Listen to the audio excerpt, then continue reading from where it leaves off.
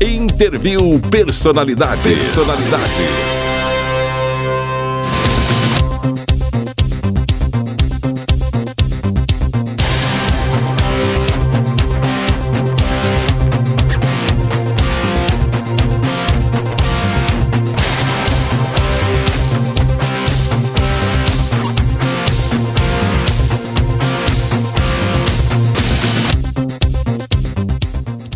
Olá, meu nome é Saulo Viana dos Santos Oliveira, sou médico anestesiologista e hoje vou conduzir para o especial de final de ano da Rede Diário do Sertão uma entrevista muito boa e técnica com meu colega Dr. Marcelo Queiroga, ex-ministro da Saúde, onde nós vamos tratar de temas relevantes, principalmente relacionados à sua gestão no Ministério da Saúde na época da pandemia. Dr. Marcelo, muito obrigado por aceitar nosso convite, pela confiança. Queria que o senhor desse suas primeiras palavras para a nossa audiência. Saulo, eu que agradeço o convite, é um prazer falar com você, colega. Já trabalhamos, inclusive, juntos antes de eu assumir o Ministério. E eu, como Ministro da Saúde, tive a oportunidade de gerir um dos maiores sistemas de saúde de acesso universal do mundo, que é o Sistema Único de Saúde brasileiro, que agora, durante a pandemia, ele foi muito reconhecido, né, porque foi com o SUS que nós conseguimos superar essa emergência de saúde pública de importância internacional decorrente da Covid-19. Muito bem. Esse aqui é o livro do Dr. Marcelo Queiroga, O Homem, o Médico e a Pandemia. Um título, eu considero muito feliz esse título, porque está aqui as bases, né? Machado de Assis dizia que o menino é o pai do homem, né? Então, o homem que formou o médico que venceu a pandemia. Eu queria que o senhor se apresentasse enquanto homem, enquanto cidadão, enquanto médico, e qual foi seu ímpeto, seu sentimento de encarar aquele momento tão grave, tão delicado que era a pandemia de Covid-19. Haja visto que nós não tínhamos um ministro que conseguia se segurar no cargo, nós não tínhamos... Foi realmente uma coisa muito delicada. Qual foi seu sentimento na época? Bom, o livro, na realidade, é um registro, né, da minha trajetória, desde a época que eu estudei no colégio, né, até o final da minha passagem no Ministério da Saúde. Na realidade, é um livro autobiográfico, em que eu conto a minha história e o que me fez chegar até o Ministério da Saúde, né? Eu nunca imaginei na minha vida que eu iria ocupar o Ministério da Saúde, e muito menos numa situação de uma emergência de saúde pública diante de uma pandemia, né? Mas eu acho que foi com o que eu aprendi ao longo da minha vida, né? Eu já tenho 57 anos, que usei para ajudar o Brasil naquele momento de dificuldade. Okay. O Dr. Marcelo é médico cardiologista?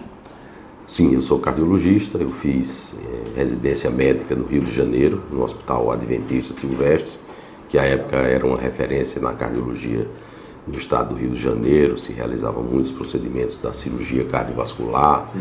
E posteriormente eu fiz um treinamento em hemodinâmica e cardiologia intervencionista, que é uma área de atuação da cardiologia, aí já em São Paulo, onde fui orientado pelo Dr. Sigemituso Arier, que era o chefe do Serviço de Cardiologia Intervencionista do Instituto do Coração da Universidade de São Paulo, e era uma pessoa de grande experiência, né? Era um humanista também, um operário da medicina, e eu tive na minha vida o privilégio de conviver com pessoas muito qualificadas. Sim. Que ajudaram a formar também a personalidade e a postura do médico. Sim. Eu vejo que no livro o senhor se refere a Carlos Chagas, né?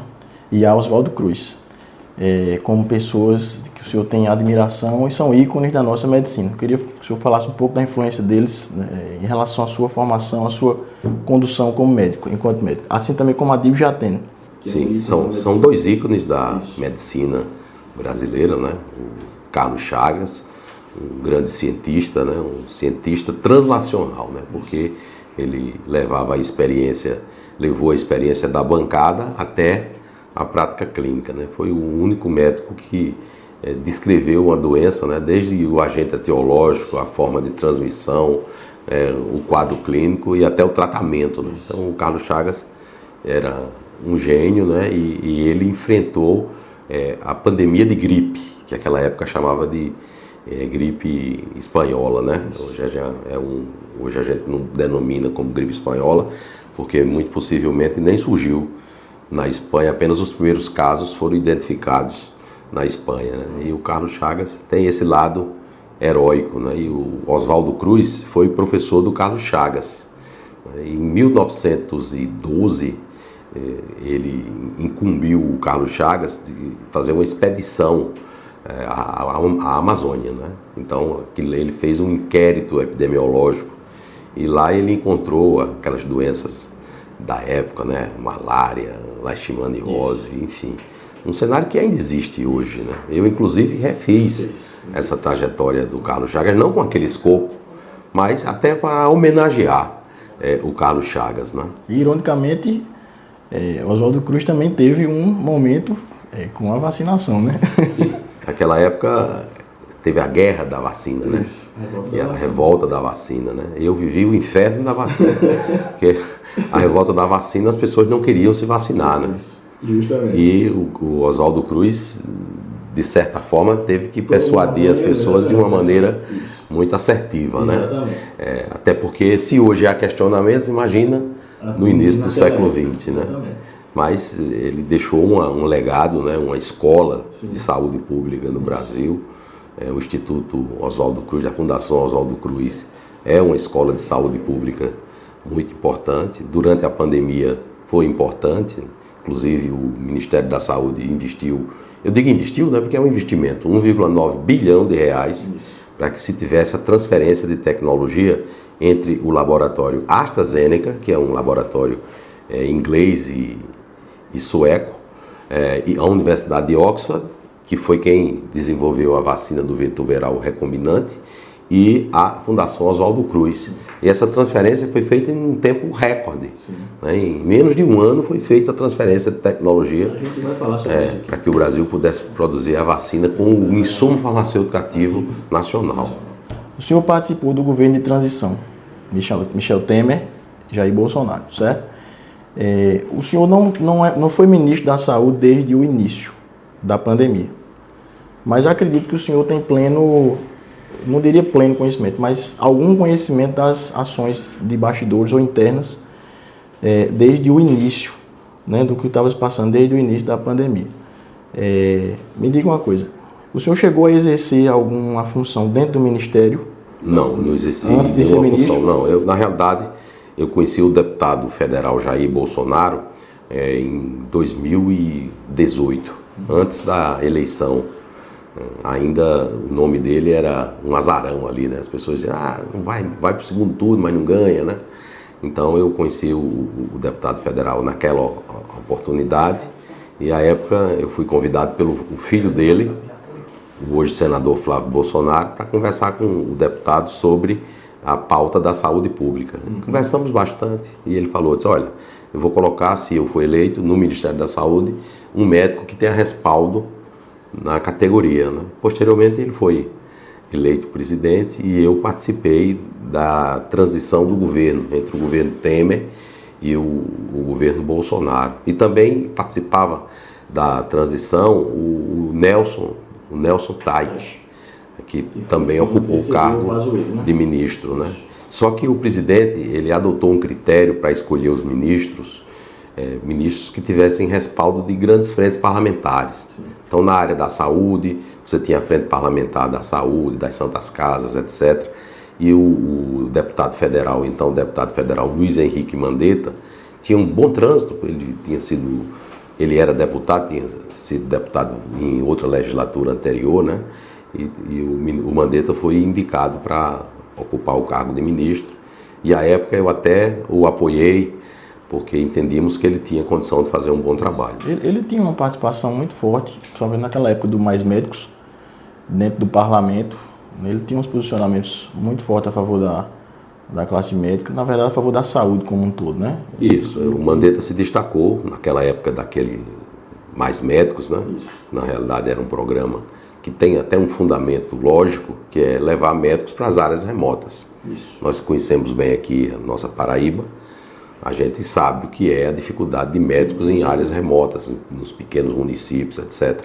Então o fundamento desse programa é bom, mas você tem que levar pessoas qualificadas para a atenção primária. E esse programa trazia agentes de saúde. Eu digo agentes de saúde porque a gente não sabe nem se são médicos. Né? Então, que não tinham o registro do seu diploma nos conselhos de medicina, que é um pressuposto da lei para o exercício profissional. Então, a classe médica foi contra aquele tipo de programa, né? E o Mandetta, na época, foi um dos líderes, juntamente com o atual governador Ronaldo Caiado, contra esse tipo de medida para trazer indivíduos sem certificação para trabalhar na atenção primária. Exatamente. O senhor considera que o maior desafio de enfrentamento da pandemia foi técnico ou foi político? Primeiro que a gente vivia uma tragédia de saúde pública. Né? Quando eu assumi o Ministério da Saúde, eram 3.600 óbitos por dia.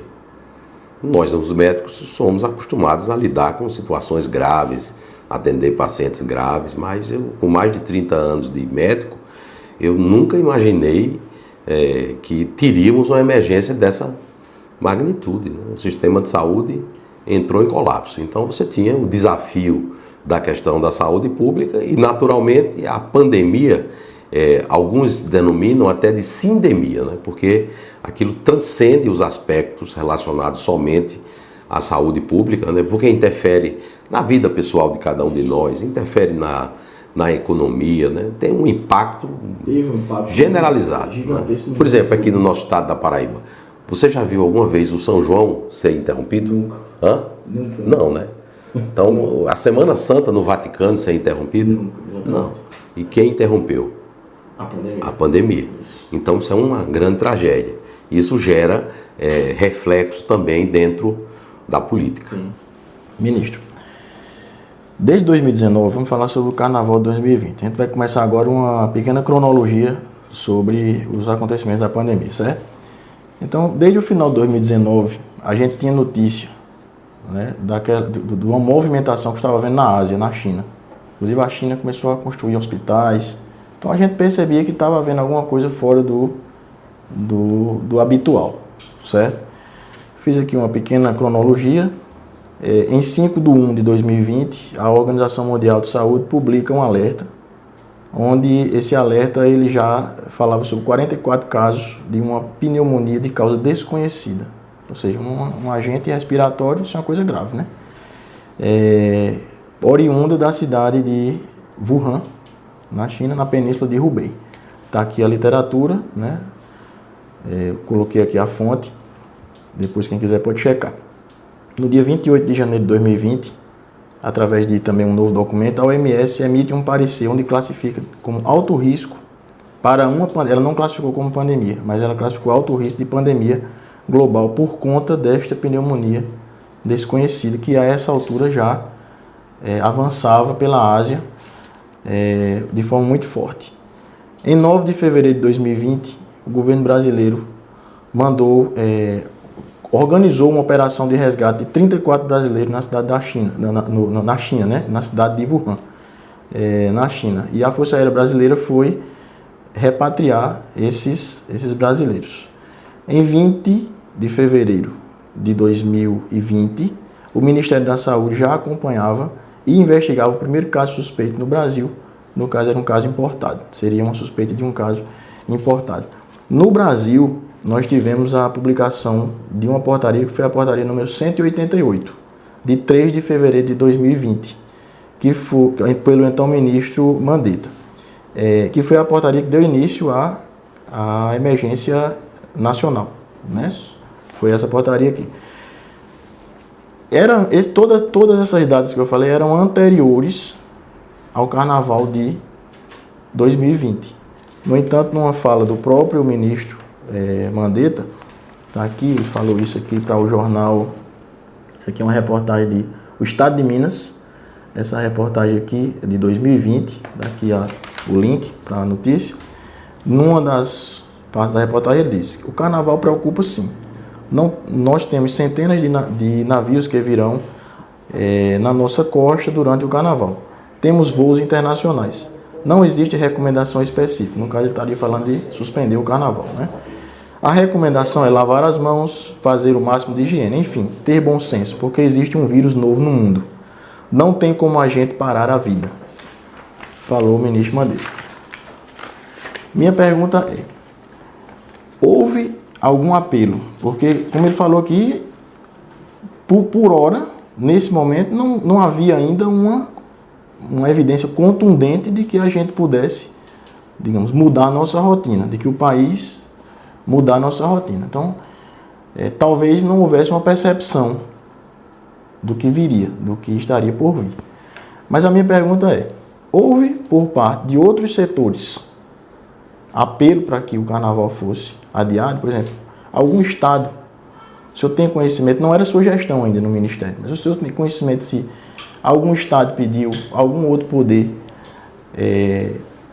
tocou nesse ponto, suspensão do carnaval, se a grande mídia tocou no ponto de suspender o carnaval nessa época aqui, em fevereiro de 2020, e caso isso tivesse acontecido, o senhor acha que a explosão inicial do Covid teria sido mais branda no Brasil? Bom, é um período que nós aprendemos, né? Você também, eu há mais tempo, como médico, mais de 3 décadas, eu nunca imaginei que nós tivéssemos um cenário nem de longe parecido com o que nós enfrentamos, não é?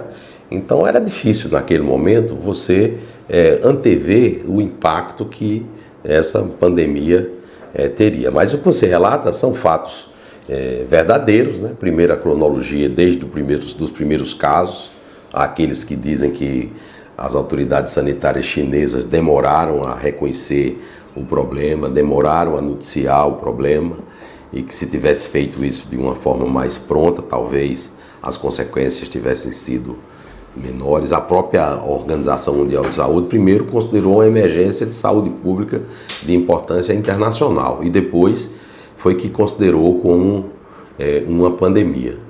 O carnaval, naturalmente, que se ele tivesse sido suspenso, possivelmente nós teríamos uma disseminação menor do vírus naquele momento. Mas é difícil você fazer esse tipo de análise retrospectiva. O governo reconheceu que tínhamos uma emergência de saúde pública de importância nacional, que foi o start para que tudo surgisse, né? Porque quem reconhece a emergência de saúde pública é o ministro da Saúde através de uma portaria própria, né?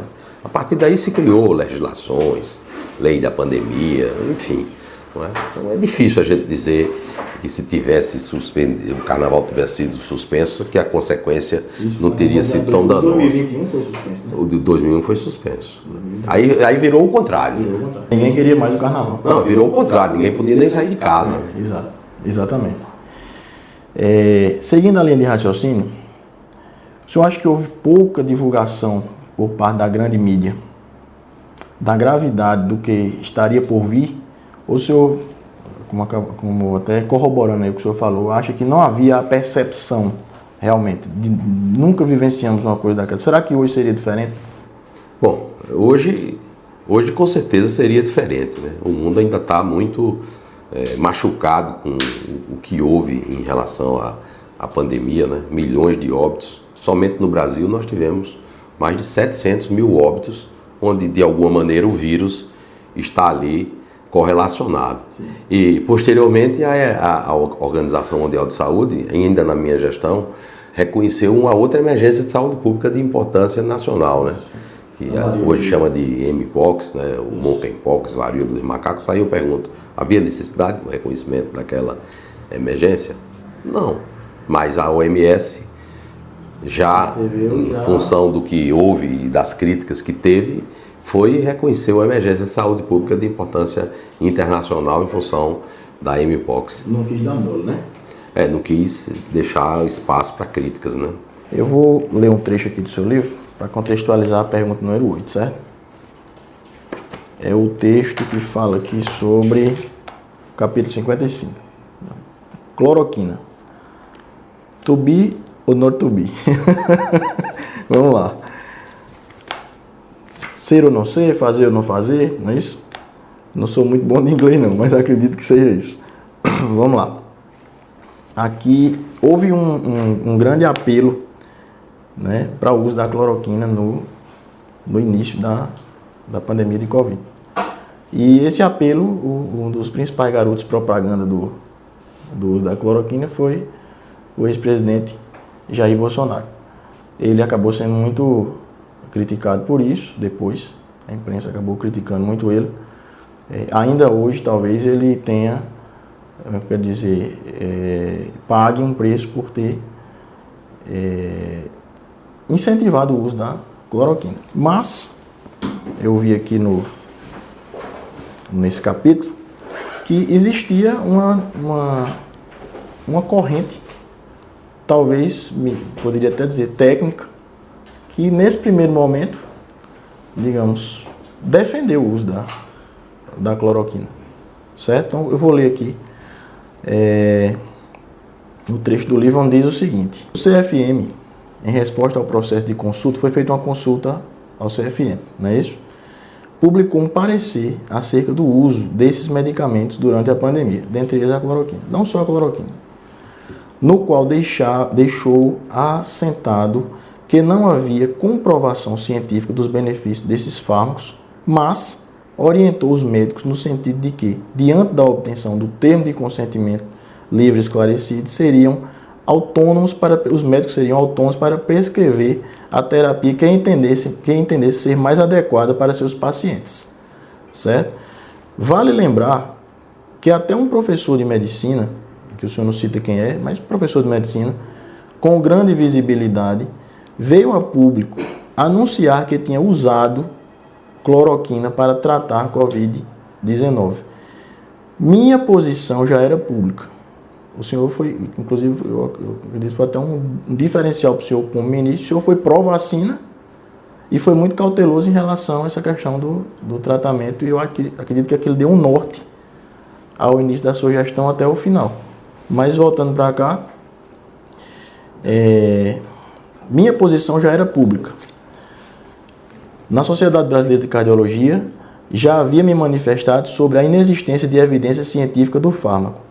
E na segunda vez que fui à CPI, explicitei minha posição pessoal, sem prejuízo de, diante de um recurso administrativo, julgar conforme os autos. Pelo fato de haver realmente essa linha de pensamento por parte de alguns médicos, pelo fato de o CFM ter dado autonomia mediante ao termo de consentimento livre, esclarecido, ou seja, mediante o médico discutir com o paciente qual seria a melhor conduta, e caso o paciente aceitasse ou pedisse, alguns até pediam para usar, isso não trouxe um encorajamento ao ex-presidente, ou seja, será que ele não confiou nessa linha que até então para ele seria técnica? Ou seja, e ele acabou sendo injustiçado por ter defendido esse tipo de medicação. Ou seja, ele, enquanto chefe da nação à época, né, criou um ministério técnico em todos os âmbitos. O ano de 2019 foi um ano bom para o país. Ou seja, ele viu que o governo dele estava decolando. Será que aquilo não trouxe tanta ansiedade para ele que ele acabou optando por acreditar nessa linha técnica, defender o uso dessa medicação como uma forma de tentar resolver o problema o mais rápido possível, para que o país não sofresse consequências econômicas, e acabou sendo injustiçado por isso? Bom, as pessoas sempre têm uma incompreensão acerca de determinados posicionamentos do presidente, às vezes pela assertividade da sua fala, né? Essa questão dos medicamentos, na realidade, quem trouxe essa questão dos medicamentos para o presidente foram os médicos. Ele não é médico. Então, alguns médicos relatavam casos de pessoas que tinham feito tratamento A, B ou C e que tinham evoluído de maneira favorável. Outros eram contra, né? Mas o fato em relação à cloroquina, no início da pandemia, todos usaram. Os grandes hospitais brasileiros usaram, inclusive uso compassivo, não é? Aqueles protocolos, todos incluíam a cloroquina. O que se viu foi que, ao longo do tempo, esse medicamento não tinha o efeito desejado, não é? E aqueles que defendiam diziam, não, tem que usar o medicamento no início da doença, né? Na fase inicial, porque depois que a doença está instalada não vai funcionar. Outros diziam que as pessoas que faziam uso continuado de cloroquina tinham Covid mais leve. Não foi só em relação à cloroquina, foi também em relação à ivermectina. Isso, todos esses medicamentos. Exato. Ainda hoje persiste isso. Há um grupo de médicos que defendem a cloroquina quase como uma religião. Agora, a forma como comprovamos se um fármaco funciona, se uma vacina funciona, ou um determinado tratamento funciona, ela já está bem estabelecida. Então, para o ministro da Saúde, o que deve ser incluído nas diretrizes do sistema público, nos protocolos clínicos, tem que ser assentado em evidências científicas de boa qualidade. Porque senão você perde o parâmetro. E a cloroquina, a azitromicina são medicamentos com custo muito baixo, não é?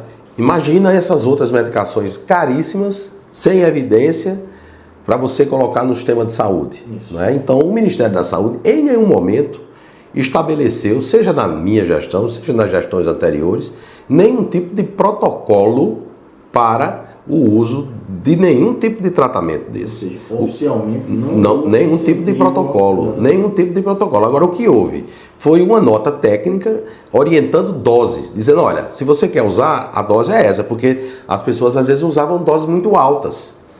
Tá? Inclusive tem um estudo que foi publicado, eu até faço menção na JAMA, não é? Em que em um dos braços do estudo houve um excesso de mortalidade. Não é? E isso aí, aqueles que criticam esse estudo, dizem que essa dose sequer deveria ser testada. Então isso virou uma polêmica muito grande. E essa polêmica terminou por derrubar 3 ministros. Exato. Só que como eu aqui nasci na Paraíba, tá certo? E eu sou acostumado a lidar com dificuldade, inclusive conheço as dificuldades do povo que lida aqui com a seca. Esse negócio não ia me atingir, porque eu sabia como resolvia isso. Exatamente. Eu sabia como ia resolver isso. O senhor acha que o fato isso foi uma das causas assim de... Bolsonaro disse que tomou a cloroquina e se sentiu melhor. Ele não disse que tinha evidência científica. Ele falou isso em algum lugar? Não. Que tinha evidência científica? Exato. Não, ele disse, olha, tomei e me senti melhor. O senhor acha que esse ponto, especificamente, afugentava os médicos de, digamos assim, aceitar o desafio de ir até para o Ministério da Saúde? Não, primeiro que é a decisão do presidente. Ele escolhe as pessoas que ele acha mais adequadas para o cargo, né? Tá? Pessoas que ele confia. É um cargo de confiança do presidente. Né? Então, e na área da saúde, quem fala pelo presidente é o ministro da Saúde. Na área da economia, quem fala pelo presidente é o ministro da Economia. Né? Então, o presidente, quando julgou conveniente substituir o Pazuello, ele me colocou. Aliás, eu tive com o presidente logo quando o Nelson saiu. Eu não coloquei isso na mídia, porque se o presidente quisesse, ele divulgava. E ele não divulgou, eu também não divulguei. Tá? Fiquei esperando a hora que ele me convocasse para cumprir a missão, que eu cumpri. Tá? Então, eu acho que muitos dizem que foram convidados e não aceitou. Isso tudo é bobagem, né? Porque não existe. O presidente, quando me convocou, não é negócio de convite, não. Isso é uma convocação. Está lá no nosso hino, né? Verás que o filho teu não foge à luta. Então está convocando para uma missão. Ajudar, não é nem um governo, é ajudar o país. Me diga uma coisa, vou fazer uma próxima pergunta aqui. Qual foi o momento mais crítico na sua gestão? O momento mais difícil foi logo quando eu cheguei, por conta do número de óbitos e do risco de colapso no sistema de saúde.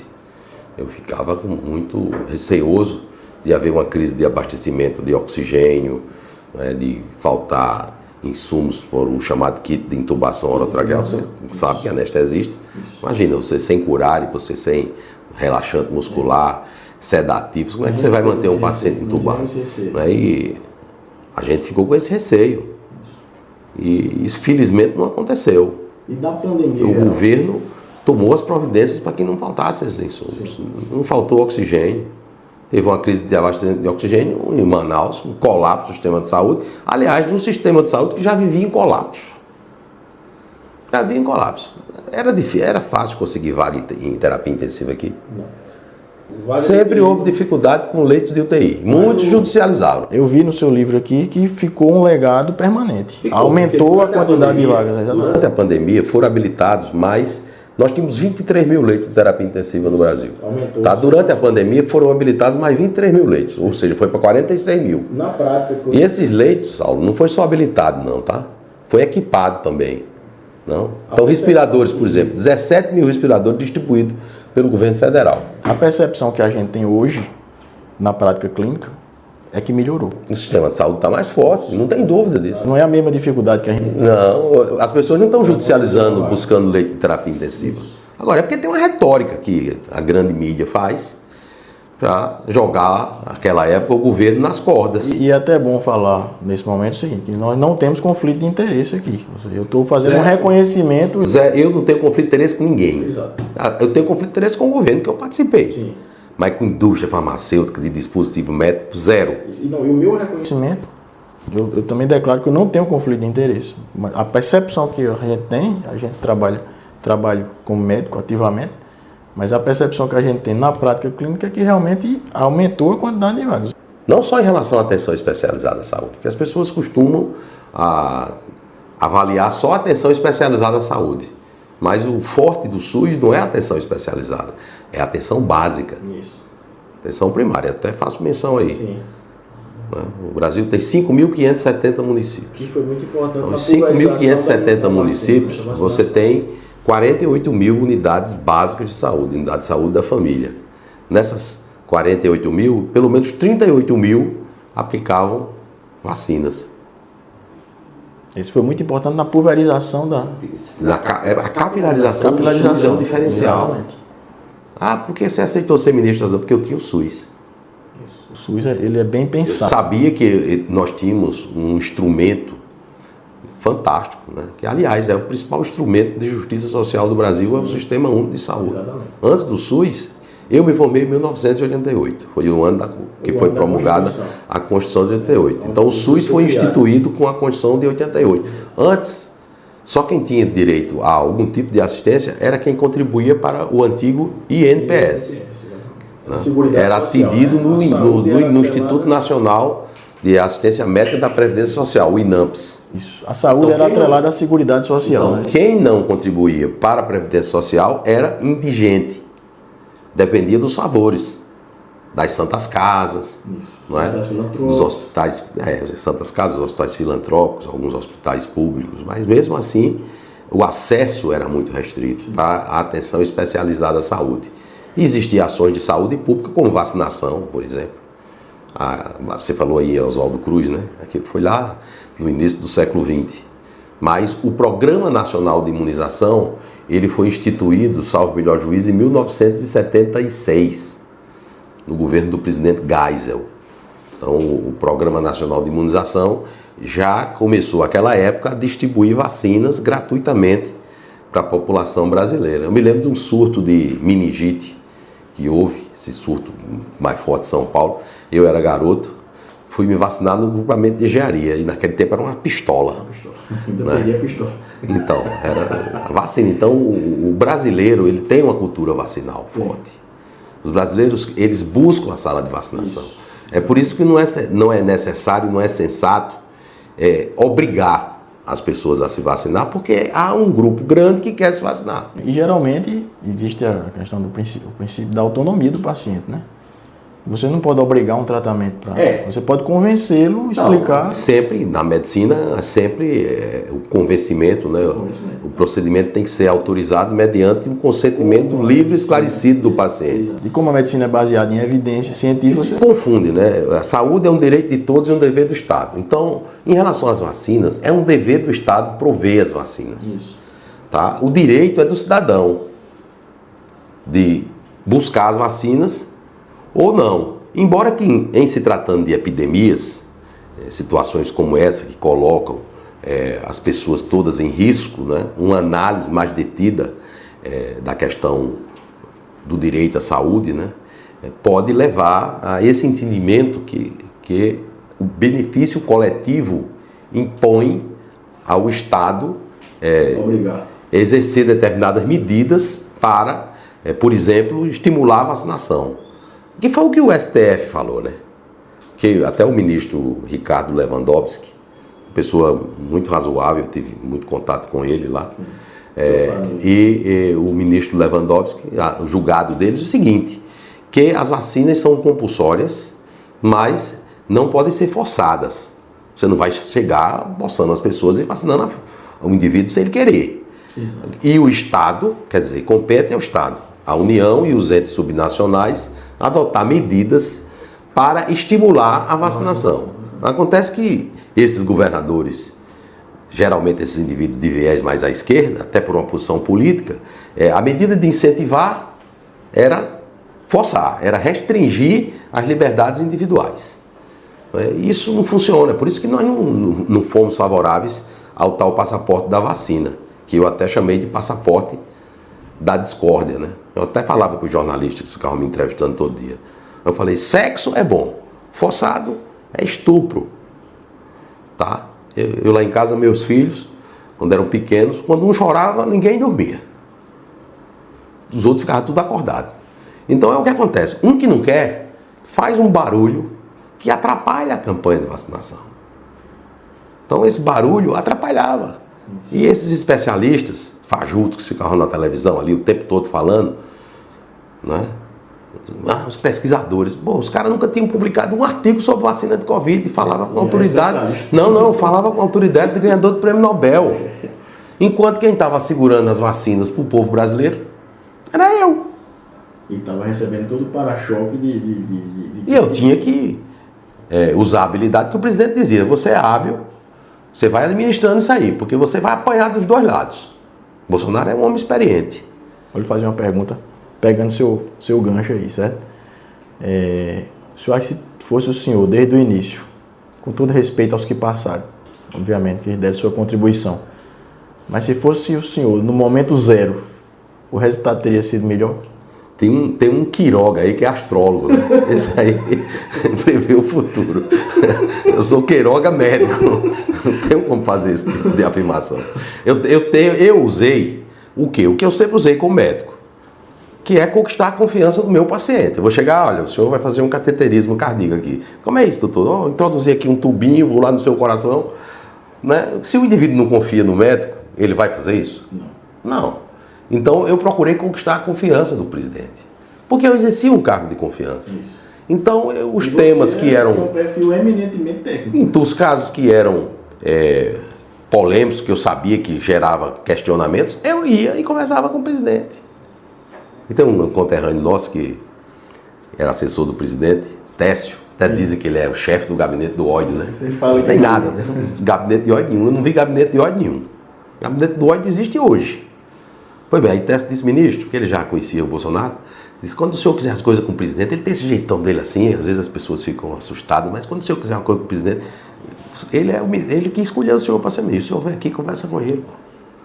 Eu digo, não, Técio, está certo. Bom, quando eu queria conversar com o presidente, um assunto que era relevante, eu chegava cedo no Palácio do Planalto, quando ele me via lá, ele já dizia, quer falar comigo, Queiroga? Eu digo, sim, senhor, presidente. É reservado? Sim, senhor. Aí me chamava, eu dizia a ele, aí ele dizia, quais são as outras alternativas que você tem? Aí eu dava as outras alternativas, ele dizia, são piores do que a primeira que você está dizendo. Então é ruim essa primeira, mas tu faz. O senhor fala que ele era bem pragmático. Tu faz, pragmático. Então ele dava apoio, quando ele dava apoio, meu amigo, podia vir um tsunami que ele estava do seu lado. Você tem alguma notícia que ele me desautorizou? Não tem, zero. Tá? E a mídia foi percebendo isso, né? Aí, no primeiro momento, eles me apoiaram, porque a coisa era tão dramática que eles queriam que eu desse certo. No segundo momento, começaram a querer me jogar contra o Bolsonaro. Aí não conseguiram, né? E quando eles não conseguiram, eles começaram a dizer que eu e o Bolsonaro era a mesma coisa, né? Entendeu? Mas assim, para mim foi um período de aprendizado, né? Eu também aprendi muito com o Bolsonaro, uma pessoa muito experiente, está na cena política desde 1988, né? Eu era garoto, gostava de ler a Veja. Lá em 86, um capitão do exército fazendo confusão lá no quartel. Então, ele já está lá há muito tempo, né? Então, ele tem experiência. Isso. Às vezes, ele dizia para mim, ó, tu vai ver, isso aqui vai dar essa confusão aqui. E eu já sabia, né? Eu já sabia, porque ele me orientava. As questões do governo, ele é o chefe do governo. Cabe ao presidente orientar. As questões técnicas, era comigo. Muito bem. Vamos aqui para avançar na nossa pauta. Vamos falar sobre a crise de Manaus. crise de oxigênio. Não era sua gestão no Ministério, mas vamos falar genericamente suas impressões sobre a crise de Manaus, certo? O senhor fala no livro que existe uma grande complexidade em relação à logística do oxigênio. E a região norte é uma região, conhecidamente, um pouco de logística ainda mais difícil, até para produtos de fácil transporte, certo?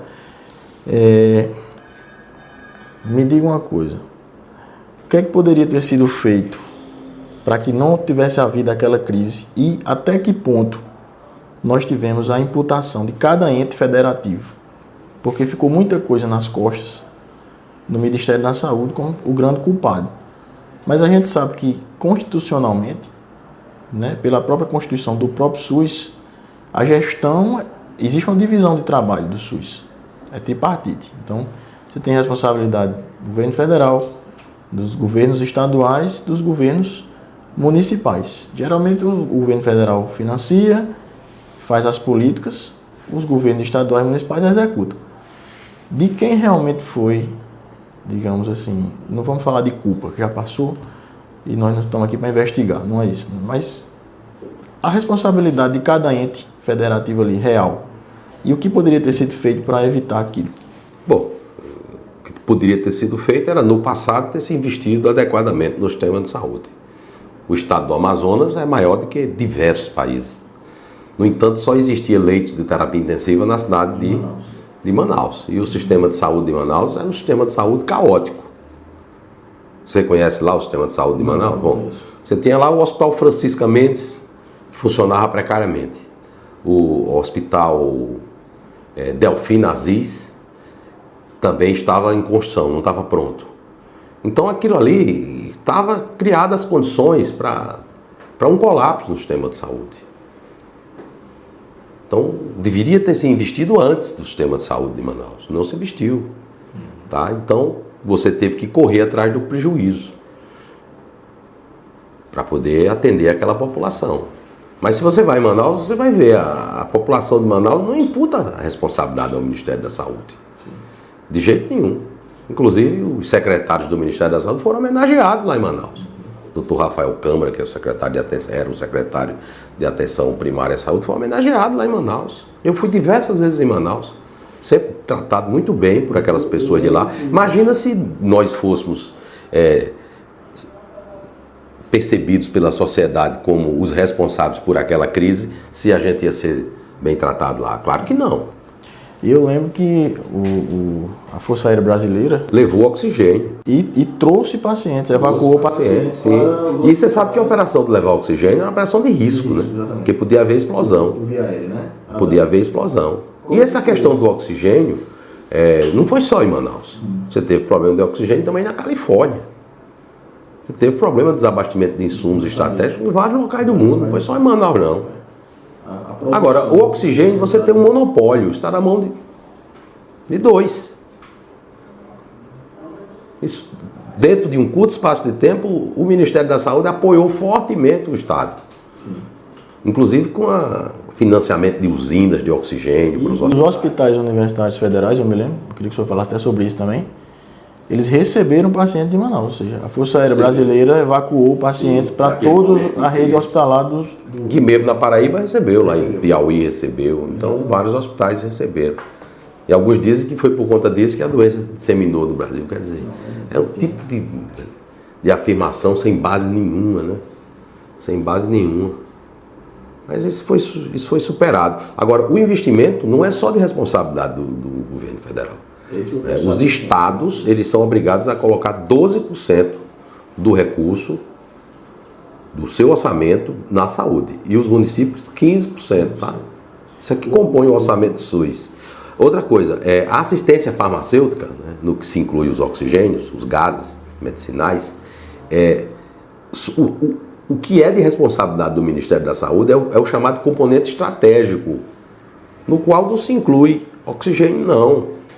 Oxigênio é responsabilidade de Estado e município, não é da União. Isso. Mas dentro daquele contexto, o Ministério chamou para si a responsabilidade e foi lá dar suporte à população. As pessoas não sabem. Por exemplo, o kit de intubação orotraqueal não é responsabilidade do Ministério adquirir. Esse é o ponto que a gente quer elucidar, porque como a gestão, existe uma divisão de trabalho na gestão, tripartite, ou seja, o que realmente foi responsabilidade o Ministério da Saúde é quem é o condutor disso, é quem formula os programas de saúde pública, que estabelece a política de saúde pública. Aqui mesmo, os governadores do Nordeste criaram um consórcio do Nordeste. E esse consórcio tinha entre os objetivos a aquisição de vacinas. Eles disseram que iam adquirir 40 milhões de doses de vacina. Adquiriram quantas? Daqui a pouco a gente vai falar disso. Nenhuma. Zero. Respiradores, quantos trouxeram? Também nenhum. Ou seja, falam muito e fazem pouco. Só pegando um gancho no que o senhor falou. O senhor falou aí sobre a questão do financiamento, né? Os estados, os municípios. Só uma observação. O recurso para a saúde, ele é atrelado ao PIB, não é isso? Então, lá atrás, né? O recurso global, para o orçamento do próximo ano. Quando a Constituição foi promulgada, existia lá como seria o financiamento do sistema de saúde. Uma parte dos recursos vinha da Previdência, né? Porque isso aí não aconteceu. Então, a primeira iniciativa, né, para buscar um financiamento mais sólido para o Ministério, para a Saúde Pública no Brasil, foi a CPMF, que foi o professor Adib Jatene que lutou por isso, né? Contribuição provisória sobre movimentação financeira. E foi aprovado pelo Congresso Nacional. O fato é que uma parte da CPMF, após um aumento da alíquota, ela foi desviada para outro setor. Posteriormente veio a emenda constitucional número 29, né? A chamada PEC da Saúde. Então essa emenda constitucional número 29 vinculou 5% do orçamento da União para a saúde. Então à medida que o orçamento da União crescia, o orçamento da saúde crescia, tá? Então isso fortalecia o orçamento do Ministério da Saúde, mas ainda era insuficiente.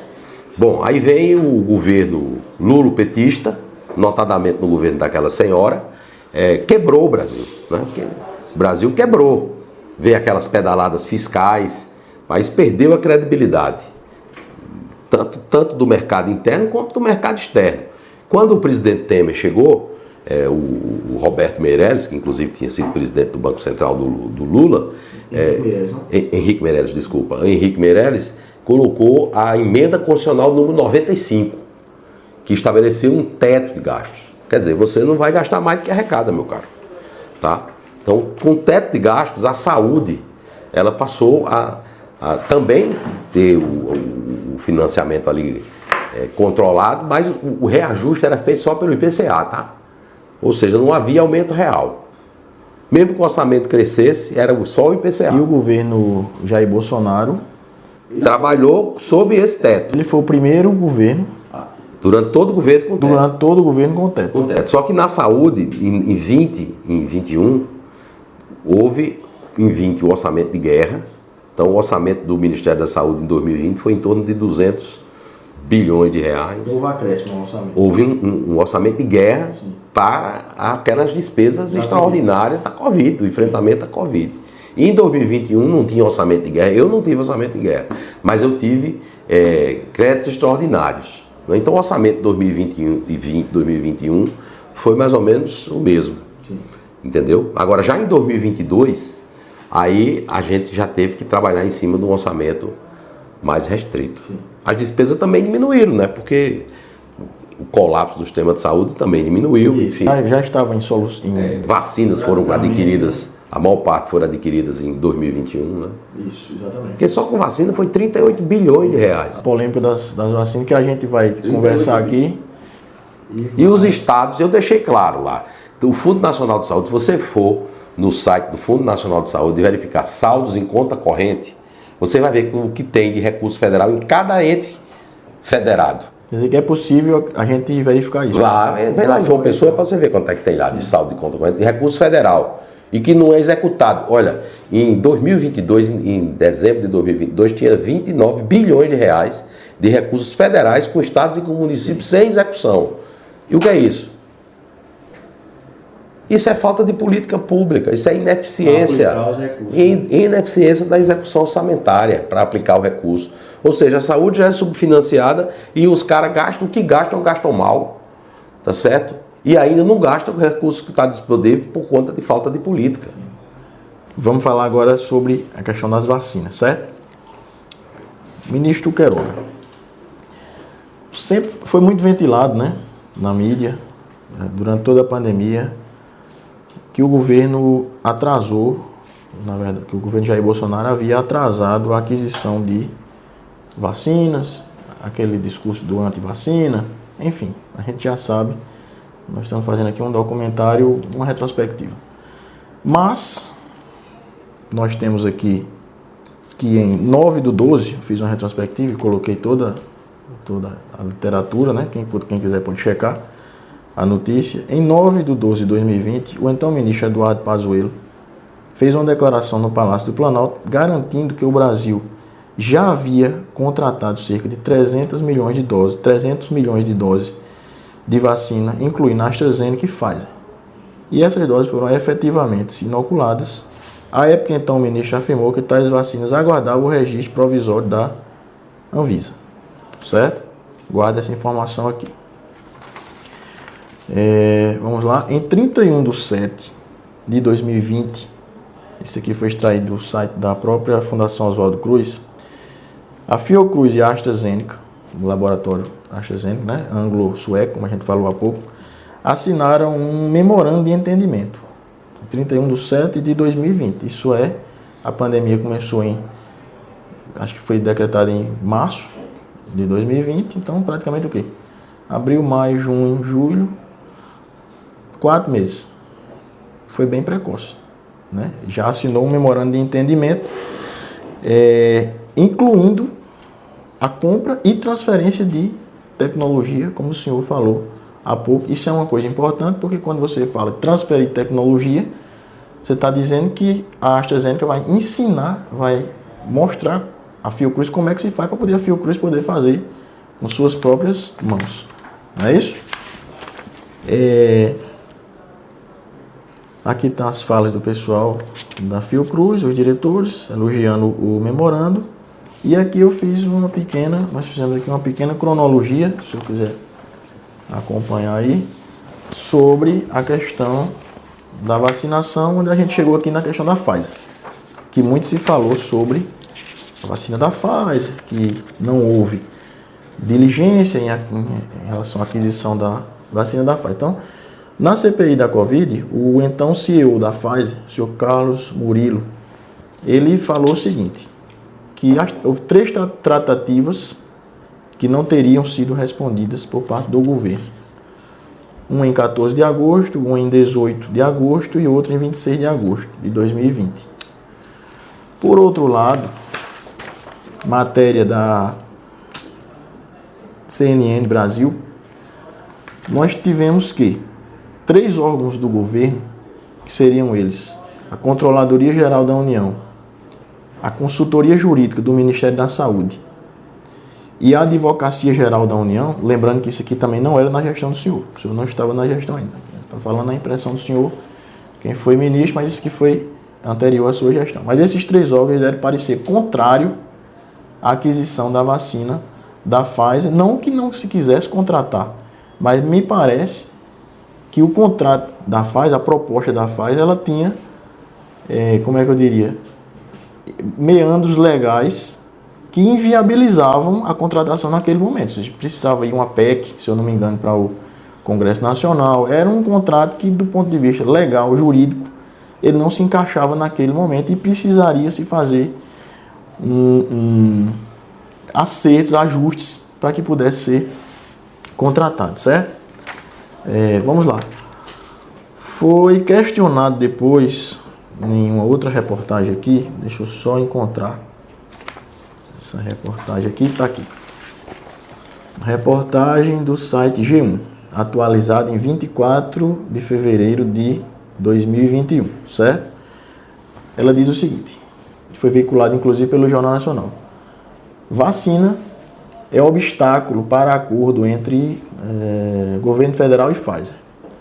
A falta de uma lei que permita expressamente que governos assumam responsabilidades pelos riscos das vacinas não impediu a assinatura do contrato entre Fiocruz e AstraZeneca. Ele quer dizer aqui o seguinte, uma das cláusulas da Pfizer seria que a Pfizer não se responsabilizaria por efeitos colaterais da vacinação, caso eles houvessem. E o governo não queria se responsabilizar ele por esses efeitos. E aqui ele indaga o seguinte, mas a vacina de Oxford, que no caso seria a AstraZeneca, também não se responsabiliza. E isso não foi entrave para a assinatura do contrato com a AstraZeneca. Então, o que é que aconteceria? Depois, o vice-presidente de produção e inovação da Fiocruz, o senhor Marco Kringer, ele justificou justamente falando o seguinte: no caso da AstraZeneca, haveria transferência de tecnologia. Então, a Fiocruz seria conhecedora do processo de produção e, nesse momento, ela poderia se responsabilizar, porque ela estaria produzindo a vacina aqui no Brasil. E a Pfizer não ia transferir tecnologia, ou seja, ela ia mandar o inóculo para ser feito e não iria se responsabilizar, certo? Inclusive, no corpo da matéria aqui, ele até coloca o seguinte, que a pandemia estava no começo quando o Ministério da Saúde anunciou parceria com o laboratório anglo-sueco AstraZeneca. Então, ele mesmo diz que houve diligência para a contratação da vacina da AstraZeneca. Então, eu pergunto ao senhor, o senhor acha que realmente o que aconteceu foi uma negociação mais dura com a Pfizer? Ou seja, o governo foi diligente a partir do momento que ele, já em agosto de 2020, entra em entendimento com uma grande farmacêutica, no caso da AstraZeneca, para adquirir vacinas e mantém uma negociação que foi concluída até o final de 2020 com a própria Pfizer. Agora, o que talvez tenha sido uma negociação mais dura com a Pfizer. Ou seja, o senhor acha que houve um mal-entendido ou uma injustiça em taxar o governo de antivacina ou de negligenciou a compra de vacina? Qual é a sua visão sobre isso? Bom, não houve negligência nenhuma em relação à aquisição de vacina, né? Tanto que só quem não tomou vacina foi quem não quis. Tá? Aí eu pergunto, vacina da gripe, quantos fabricantes tem no sistema público que oferta vacina para o SUS? Só um, Instituto Butantan. Não tem essa pluralidade de fabricantes. Não é AstraZeneca, Pfizer, Coronavac, enfim, Janssen. Isso tem uma justificativa porque naquela época existia uma exiguidade de vacinas. A Pfizer não se responsabilizava pelos eventos adversos, a consultoria jurídica do Ministério não deu um parecer favorável para que o Ministério adquirisse aquelas vacinas sem a indústria se responsabilizar, e o ministro não pode passar por cima da consultoria jurídica. Depois a CGU ratifica isso. E tanto isso é verdade que foi necessário o Congresso Nacional aprovar uma lei dizendo que o Ministério podia assumir essa responsabilidade. Só assim foi viável a aquisição da vacina, depois da aprovação da lei. Tá? Outra questão eram os aspectos técnicos. Essa vacina da Pfizer era necessário uma rede de frio muito complexa, porque ela tinha que ser armazenada a menos 80 graus. Era, menos 80 graus. O número de vacinas que eles ofereceram, se eu não me engano, era 60 milhões de doses, 80, por aí. Tá? E não ia chegar a 80 milhões de doses em janeiro, não. Era fracionada a entrega. Era fracionada a entrega. Então, não pense que ia chegar aqui uma montanha de vacina da Pfizer, que não ia. Tá? Aliás, foi a estratégia diversificada que o Ministério da Saúde escolheu que fez com que nós tivéssemos vacinas. Tá? Porque não foi só a Pfizer, foi a Pfizer, a Fiocruz com a parceria com a AstraZeneca, foi o Instituto Butantan, mais de 200 milhões de doses do Instituto Butantan, foi a iniciativa COVAX Facility, a Organização Mundial de Saúde, ela criou uma estratégia, né, o chamado mecanismo ACT-A, né, era um mecanismo para facilitar o acesso equitativo a insumos estratégicos durante a pandemia. Tá? E o braço vacinal desse ACT-A, não é, era o COVAX Facility. Então o Brasil adquiriu vacinas ao COVAX Facility para vacinar 10% da sua população. Isso seria em torno de 40 milhões de doses. O COVAX Facility não entregou para nós nem 11 milhões, nem 12 milhões de doses. Ou seja, veja, a OMS, nessa coalizão mundial para ofertar vacinas, não conseguiu. Tá? Então, é difícil. A Janssen mesmo. A Janssen nós adquirimos 40 milhões de doses. A Janssen. Existia um contrato também com a Covaxin, existia um contrato também com o fundo russo, né? E nem a Covaxin e nem a vacina Sputnik lograram um registro na Anvisa. Sim. Nenhuma. E se fez esses contratos para a gente ter uma quantidade de vacinas suficiente para vacinar a população brasileira. Do ponto de vista prático, quem assegurou a vacinação dos brasileiros foi os 3 contratos que nós fizemos com a Pfizer, um total de 350 milhões de doses, né? A transferência tecnológica com a Fiocruz, que garantiu mais de 200 milhões de doses. As compras com o Instituto do Butantan. Foi importante a do Butantan, porque lá no começo era a vacina que estava mais disponível ali. E o Ministério da Saúde, isso que eu quero saber, o governo de São Paulo fez uma grande publicidade na questão da vacina. Mas tudo adquirido com recurso do Ministério da Saúde. O Ministério da Saúde financiou. Todo comprado com o Ministério da Saúde. Né? É porque naquela altura o governador de São Paulo queria ser candidato a presidente da República e começou fazendo esse tipo de estratégia de marketing, né? Muito mal sucedida para ele, né? Que no final das contas voltou a ser lobista, que era o que ele era antes. Entendeu? Então esses são os fatos. Agora, em relação às vacinas, nós temos as diversas tecnologias, né? A tecnologia do vírus inativado, que é a do Coronavac, a tecnologia do vetor viral recombinante e a tecnologia do mRNA. Tá? Resumindo, hoje a que prevaleceu foi a tecnologia do mRNA. Tá? Isso tem uma série de aspectos aí, entre eles a força da indústria farmacêutica. A Pfizer tem tradição de produzir a vacina. A AstraZeneca não tem. Só que o preço da vacina da Pfizer era 3 vezes maior do que o preço da vacina da AstraZeneca. Tá? Mesmo o preço final, né? Porque eu vi que no final da negociação o preço caiu. Não, o preço subiu. Né? O preço da vacina da Pfizer subiu porque as pessoas era um produto que o mercado queria. A indústria subiu o preço. Tá? Mas o Ministério da Saúde fechou o contrato. Ele começou oferecendo um valor e o contrato foi fechado num valor. O valor acho que em torno de $12,50 a dose. A dose da vacina da Pfizer. Realmente subiu. Ela começou oferecendo a dose. Não tinha vacina. O mundo não tinha vacina.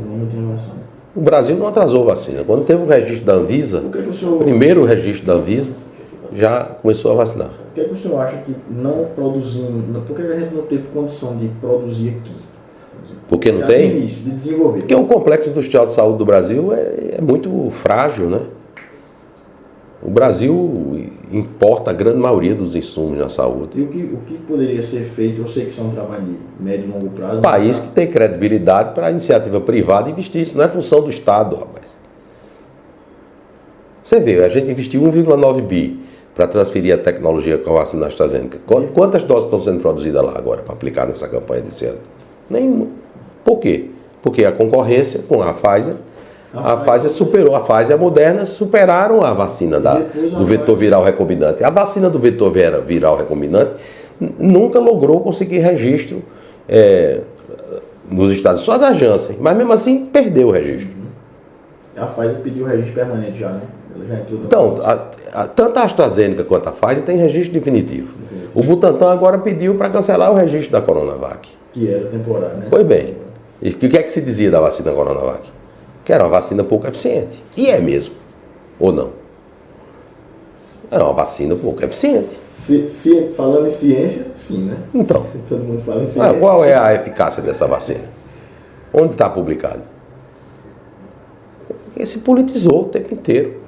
A Pfizer fechou um contrato com a farmacêutica brasileira, não foi isso?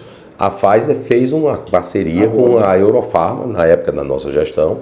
Por quê? Porque a Pfizer vendeu 350 milhões de doses de vacina aqui. Então, realmente ela fez. eficiente, né? Hein? Realmente então, não existe um estudo comparativo, por exemplo, cabeça a cabeça, Pfizer e AstraZeneca. Não tem, nem Coronavac. Não tem. O que nós temos é as respostas imunogênicas dessas vacinas. Que no caso da vacina Pfizer, tem uma resposta em produção de anticorpos neutralizantes maior do que a das outras. Mas a imunidade não se mede só por anticorpo neutralizante. Você tem também a imunidade celular. Né? Lembra, 2 doses da vacina resolve. E aí? Resolveu? Não. Israel vacinou toda a população rapidamente. Isso no ano de 2021. Quando chegou em julho, já estava aplicando dose de reforço. Por quê? porque os níveis de anticorpos caíram e houve a emergência da variante Delta. Tá? Depois veio a variante Ômicron. Agora tem a vacina bivalente. Isso. E há indivíduos que tomaram o quê? Eu tomei 5 doses. Ainda dizem que eu sou antivacina, imagina. Tá? Então eu tomei 5 doses. Eu tive Covid. E agora a população não quer buscar dose de reforço. Só 10% das pessoas que são candidatos a tomar vacina vão buscar vacina. O senhor percebe uma diminuição ou está da mesma forma, questão de incentivo à vacina? Então, quando eu assumi, eram 300 mil doses aplicadas por dia. Tá? Isso rapidamente escalou para 2,5 milhões de doses aplicadas por dia. E à medida que o cenário epidemiológico foi controlando, as pessoas foram perdendo o receio da doença e buscando menos a vacina. Aí fica essa controvérsia, né? Há um grupo de pessoas que são contra vacinas. Existe um movimento anti-vacinas, não é do Brasil, isso é no mundo. Você chega nos Estados Unidos, é mais forte ainda.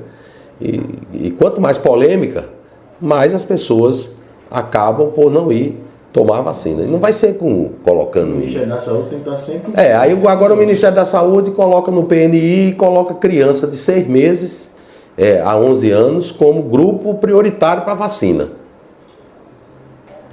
A OMS entende que criança não é grupo prioritário. Inclusive não recomenda formalmente a aplicação da vacina. Mas houve uma grande discussão sobre isso. Isso aí é uma questão política. Sobre a questão das crianças. Meramente política. Não tem dúvida. Você está desprestigiando os grupos que realmente são... É porque nesse momento não há necessidade de vacinar crianças pequenas. Nenhuma necessidade. É do ponto de vista epidemiológico. Vai nos hospitais aí, olha nas UTIs pediátricas, vê quantos pacientes tem lá internado com Covid. Tem a impressão que o Covid está controlado, mas existe pressão epidemiológica ainda? Não, há casos de Covid. Só que a Covid hoje tem uma conotação absolutamente diversa do que houve durante a pandemia, né? E o vírus, ele sofre mutações, né? E a cada dia ele tem mais mutações, e parece ser mais contagioso e menos letal.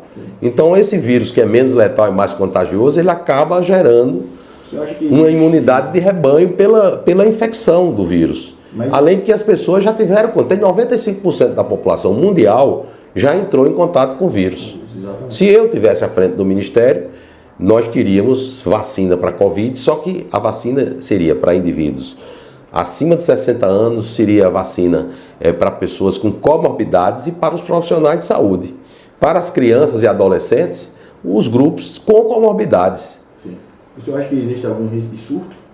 Não, pode ser a doença. O que nós gostaríamos é que... Gostaríamos não, a gente não queria que essa doença existisse, né?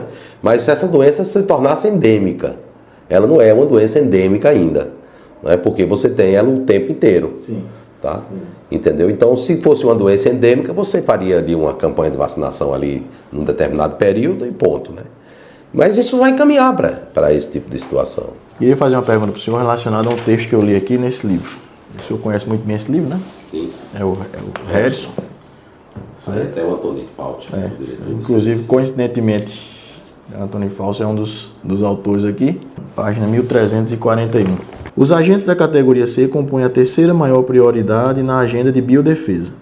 Inclui os patógenos emergentes contra os quais existe pouca ou nenhuma imunidade na população geral, como o coronavírus da SARS, síndrome da angústia respiratória, que pode potencialmente ser produzido para disseminação em massa no futuro, dada a uma disponibilidade na natureza.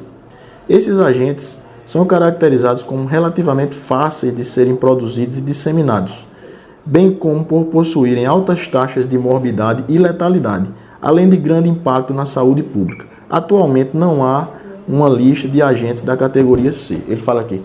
Então, ele está dizendo aqui que esses vírus são muito disponíveis e podem ser usados como armas biológicas, certo? O senhor acha que o coronavírus que provocou a Covid-19 pode ter sido um acidente de laboratório? Sempre é possível, né? Uma zoonose, né? A hipótese que era defendida era de zoonose, que esse vírus fosse do morcego, né? E ele, de alguma forma, pelo o hábito dos chineses, esse vírus passou para o ser humano. Mas há outras hipóteses que aventam questão de segurança de laboratórios de pesquisa, né? Aqui no Brasil, por exemplo, os laboratórios a biossegurança dos laboratório com biossegurança 4, o Brasil não tem nenhum. Sim. Né? E agora os Estados Unidos financiou pesquisas na China, justamente naquela região ali de Wuhan, né? E aqueles que defendem teorias conspiratórias acham que pode ter saído daí e tal. Não necessariamente seria Eu pessoalmente não acredito. Talvez uma experiência, não necessariamente... Que pode existir um acidente de laboratório, pode. Não dá pra descartar. E assim, questão de laboratório não significa que o vírus seria uma arma, não é isso que a gente está dizendo. Ele talvez fosse um experimento para... porque aí, a partir daí já deriva outras. Não, fez isso para poder ganhar dinheiro e tal, vender vacina, e vem todo tipo de teoria. Não é isso que a gente está, mas talvez assim, um vírus que tivesse... Que é possível um acidente de laboratório? É possível sim. Não é?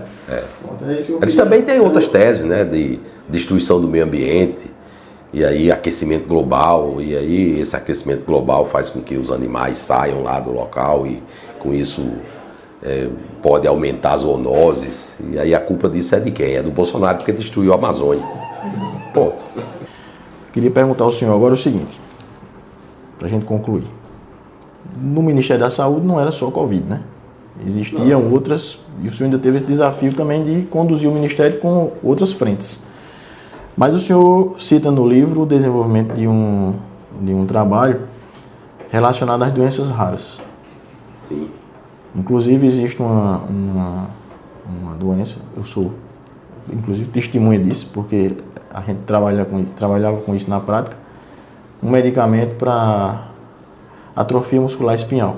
Um medicamento muito caro, eu digo isso porque ele é um medicamento que é feito por injeção intratecal. Que é o nusinersen. Isso. E esse medicamento é muito caro e eu lembro que só faziam pacientes que recebiam decisão judicial favorável.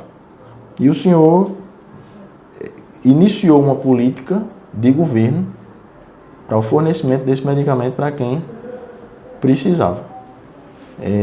Assim como também o senhor iniciou um trabalho para outras doenças raras também. Queria que o senhor falasse dessa questão das doenças raras. Bom, apesar de rara, né? Um país com 200 milhões de habitantes, nós vamos ter muitas pessoas com doenças raras, né? A atrofia muscular espinhal é só uma delas, né? E o nusinersen é uma droga órfã, né? Um medicamento órfão, inovador, que a indicação mais precisa dele é para AME tipo 1 e para AME tipo 2, e essa medicação foi incorporada no SUS no governo Bolsonaro.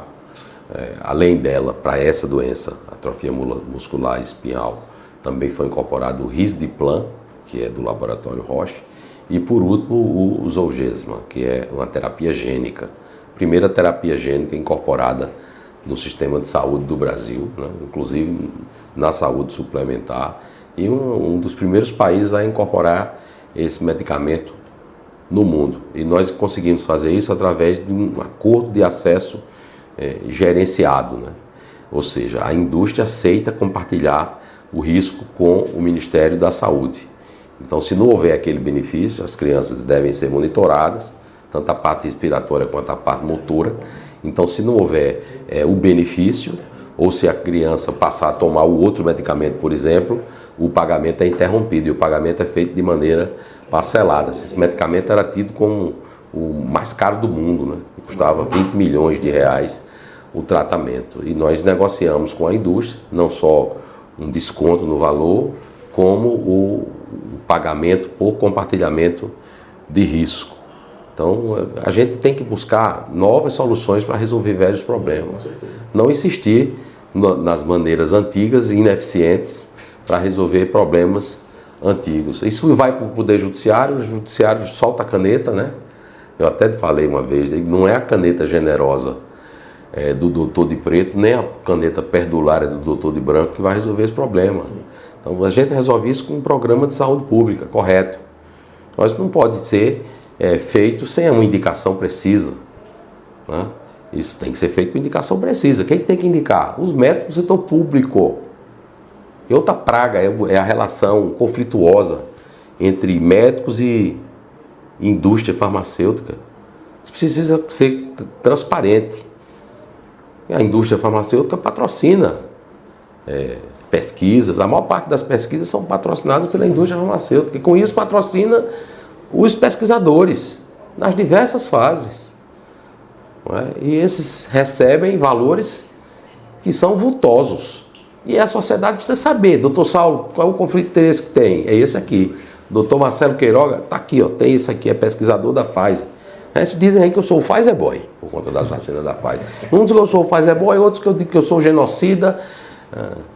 Aquela tal da CPI diz que eu estimulei o uso de medicamentos sem eficácia comprovada. E por isso eu sou incurso em crime de epidemia. Epidemia com resultado final morte. Imagina, quando eu assumi o ministério, era 3.600 óbitos. Quando eu saí, era menos de 100 por Covid. Como ficou o resultado da CPI? Não, está lá no STF.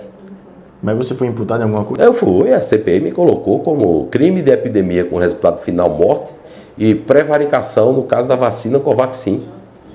Eu tinha comprado a vacina, não comprei uma dose de vacina Covaxin. Não comprou uma? Não, uma dose sequer. E o contrato que tinha foi assinado na gestão anterior porque precisava.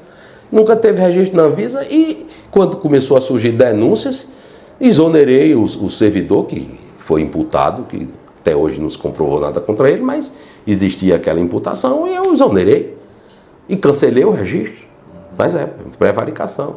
Enquanto os verdadeiros prevaricadores estão aí, de volta. Esses pilantras que estão aí no governo atual. Só tem pilantras. Veja o caso da vacina da dengue. Uma vacina testada. Esse ano de 2023, nós temos mais de 1.300.000 casos de dengue no Brasil. Não é? Mais de 700 óbitos por dengue. Mais de 15 mil casos graves. Tem uma vacina testada, aprovada pela Anvisa, com recomendação da OMS. O Ministério da Saúde não quis nem saber. Porque o que acontece? Eu submeti. Mas essa vacina está sendo ofertada? Não, ofertada o quê? Eles só ofertam um mosquito. Certo? A vacina não. Tá lá. Aí eu fiz uma postagem no meu Instagram, aí tem um tal de um projeto Confirma, parece. É um grupo aí de jornal, dessa mídia aí, que vai lá analisar se o que a gente está colocando é desinformação. Aí foram lá avaliar meu post, né? Sabe o que aconteceu? Sim. Quebraram a cara. O post foi validado. João 8,32, e conhecereis a verdade e a verdade vos libertará. Ah, não, porque o ministro é bolsonarista. Eu não sou petista. E quero correr longe dessa gente. Longe dessa gente. Por quê? Aí eu falei, dengue mata. É fake news isso? Não. Não. Teve 1.300.000 casos de dengue no Brasil. Fake news? Não. 15 mil casos graves. Fake? Não. A vacina foi registrada na Anvisa em março. Não. Não é fake news, é verdade. O governo até agora não se posicionou. É fake news? Não. Tirou de pauta da última sessão da Conitec. É fake news? Não, tirou. Simples assim. Não. Quando foi em julho, o secretário de Ciência e Tecnologia, Dr. Carlos Gadelha, ele fala que a vacina vai ser incorporada lá em dezembro de 2024, quando o Butantan estiver produzindo. Enquanto isso, o povo vai morrendo de dengue. Onde é que estão os especialistas? Por que não existe um apelo tão forte? Onde é que estão os especialistas reclamando? Porque tem uma senhora aí que ficava todo dia na televisão falando de vacina. Ah, especialista da Fiocruz, a vacina. Você procura lá, ela não publicou um artigo sobre vacina em Covid como autora principal. Zero. E esses aí que falam muito, quando publicaram, participaram do ensaio clínico. Não sou desenvolvedor de vacina. Não participaram da pesquisa de fase 1, não participaram da pesquisa de fase 2. E quando publicaram alguma coisa, foi porque eram recrutadores de pacientes de ensaios clínicos. Ah, um especialista nisso aqui. São dono de clínica de vacina. O que não tem nenhum problema em ser dono de clínica de vacina. Aliás, eu vou até tomar essa vacina da dengue numa clínica privada. Vou pagar lá R$800 para tomar as doses. Porque se for esperar por esse governo, tá ferrado. Mas não foi só isso, não. Na área cardiovascular, nenhum ministro fez mais do que eu. Tripliquei os recursos para o trombolítico, Cortei os preços dos materiais, aqueles estentes lá que eu implantava. Sim. Sabe quanto é que o Ministério da Saúde pagava? Sim. Por um estente daquele? R$2.000. Eu baixei o preço para 600, né? Imagina que a minha popularidade ficou boa. Não, caiu. Certo?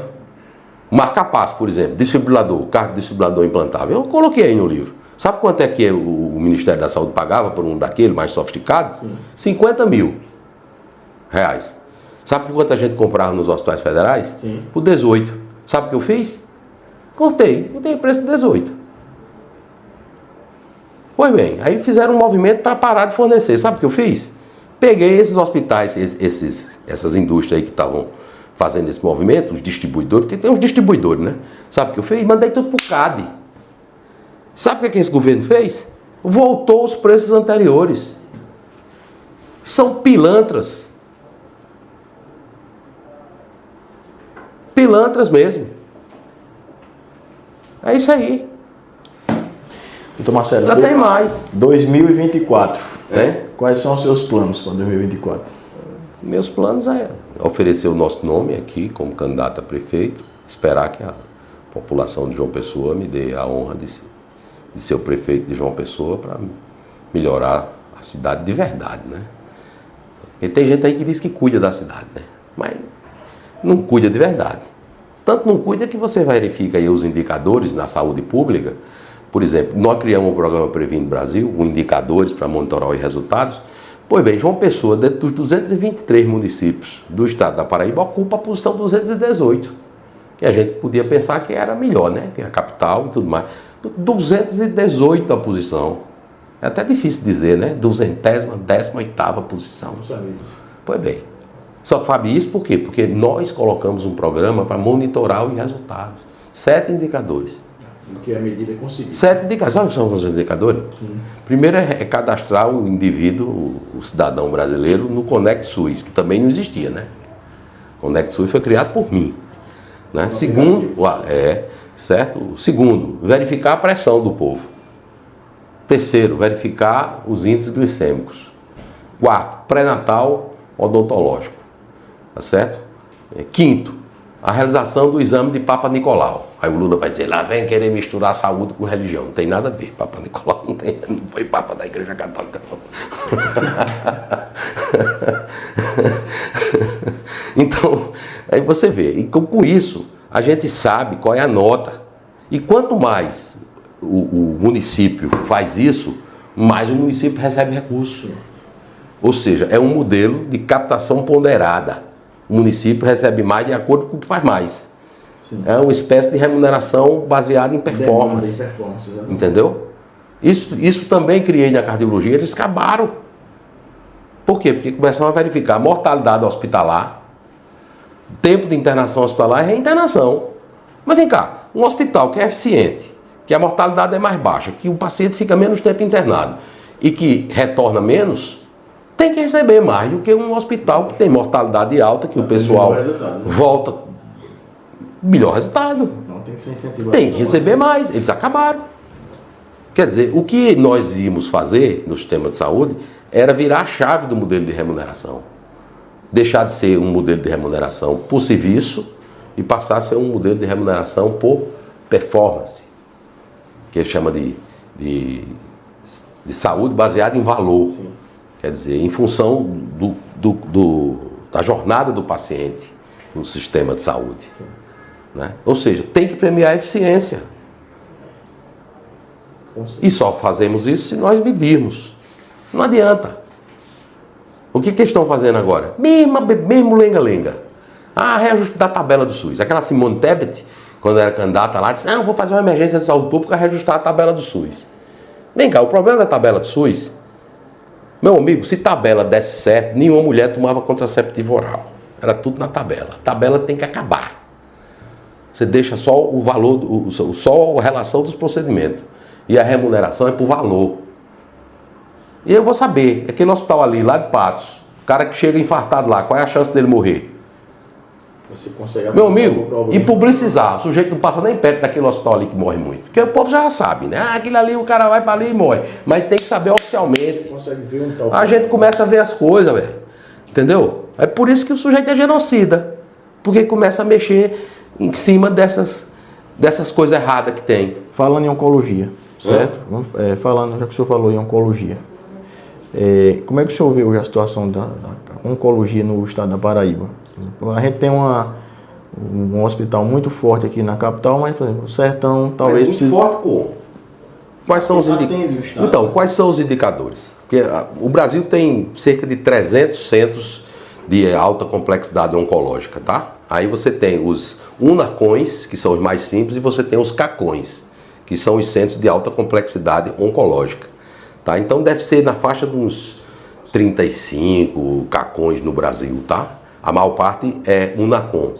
Aí você tem aqueles que o CACON tem radioterapia, tem a parte de quimioterapia, tem alguns que fazem transplante de medula óssea. Eu acho que já seria o tempo de o sertão do estado ter Então, existe, é bem de alta complexidade, existe a colocação dos centros especializados, depende da relevância epidemiológica e demográfica. Então você tem que fazer um estudo para verificar se há necessidade daquele centro ali, entendeu? Porque você não vai botar 4 CACON na Paraíba, um no Curibataú, outro no Cariri, outro no Sertão, outro na cidade, quer dizer. Aí você tem aqui o Hospital Napoleão Laureano, você tem lá em Campina Grande o Hospital da FAP, né? E já tem o HELP, que quer também colocar. Se você olhar do ponto de vista demográfico, não comporta. O pessoal, não, porque eu sou especialista em cateterismo, queriam colocar aparelho de cateterismo nos 5.570 municípios do Brasil. Eu digo, vem cá, velho, quantos infartos tu trata aqui por mês? Aí o cara, não, quantos trombolitos você faz aqui? Não faço nenhum. E por que tu quer aparelho de cateterismo, bicho? Tu não atende infarto? Tu tá precisando, sabe de quê? De aparelho de eletro, cara. Não é de cateterismo, você não diagnostica. Entendeu? Então, é a noção de eficiência do sistema de saúde. Isso precisa de pessoas que conhecem isso aqui. Não é, não, porque eu sou o fulano de tal da saúde, porque fui lá e defendi o piso da enfermagem. Bobão. O senhor não acha que uma cidade como Cajazeiras ou Souza... Então, tem que ver a questão epidemiológica. Já merecia um centro mais avançado? Então, à primeira vista, sim. Mas isso precisa ser feita uma análise demográfica, epidemiológica e fazer isso dentro do critério do Ministério da Saúde. Porque eu podia aqui ficar fazendo proselitismo dizendo que é para colocar, tá certo? Aí o que acontece? Aí fica os parlamentares colocando emenda para colocar aparelho de raio-x, para colocar aparelho de ultrassom, que isso não vai mudar nada do ponto de vista de saúde pública. Do desfecho final, né? Não muda. O que a gente tem que ver é a mudança de desfecho, tá certo? Doutor Marcelo. Tá bom? Agradecer ao senhor aí. Obrigado a vocês aí. Coloque sua palavra, se quiser mandar uma mensagem final aí. Agradecer, Saulo, a oportunidade nessa época do final do ano, né, que é uma época de confraternização entre as famílias, é a época que celebramos a vinda de Jesus Cristo, que veio para o mundo para pregar o amor, né? Então, que essa mensagem natalina ela consiga se difundir entre todos nós, especialmente os meus conterrâneos paraibanos, para que tenhamos um ano de 2024 repleto de êxitos para todos nós. Queria agradecer a todos que nos assistiram até agora, nesse especial de final de ano da Rede Diário do Sertão. E em breve voltaremos com novas entrevistas especiais. Interview Personalidades.